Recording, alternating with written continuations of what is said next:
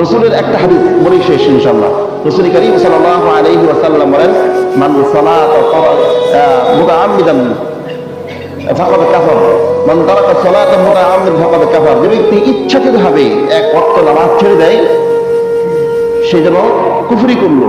কুফরি করা মানে সে কাফের হয়ে যাওয়া। যে এক ওয়াক্ত নামাজ ইচ্ছাকৃতভাবে ছেড়ে দিল সে কুফরি করলো। যে জুমার নামাজ ছেড়ে দিল সে কুফরি করলো। তাহলে একজন মুসলমান, আমি 5 ওয়াক্ত নামাজ পড়ি, আরেক ভাই 5 ওয়াক্ত নামাজ পড়লো, সে মানে মানে কুফরি করলো। তার সাথে উঠা বসা করাটাও আমার জন্য কি একটা কষ্টদায়ক। বা সে মারা গেলে তার জানাজা নামাজটাও পড়তে কি লাগবে, আমার ঘৃণা লাগবে। যে সে তো নামাজ পড়তো না, জুমার নামাজও পড়তো না, জুমার নামাজ হিন্দুরাও পড়ে না, এই বেটাও পড়ে না, তাহলে তার জানাজা নামাজ পড়ে আমার কি আসবে? এই জন্যেই নামাজের প্রতি গুরুত্ববান হওয়া।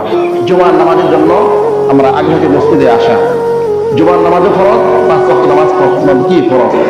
আমরা 5 ওয়াক্ত নামাজ পড়তে আসি না, জুমার নামাজ পড়তে আসি, এটা বাহাদুরি না। বাহাদুরি হলো 5 ওয়াক্ত নামাজ আমি যেভাবে পড়ি, জুমার নামাজও আমাকে তো ওইভাবেই পড়তে হবে। জুমার নামাজও আমি যেভাবে মসজিদে আসি, সমস্ত কাজ ফেলে রেখে 5 ওয়াক্ত নামাজটাও কি হতে হবে, আপনার কাজ ফেলে রেখে জুমার নামাজটাকে 5 ওয়াক্ত নামাজটাকে এভাবে কি করতে হবে, আদায় করতে হবে। আল্লাহ পাক রব্বুল আলামিন আমাদের প্রত্যেককেই নামাজের প্রতি গুরুত্ববান হওয়ার তৌফিক দান করেন। আমিন।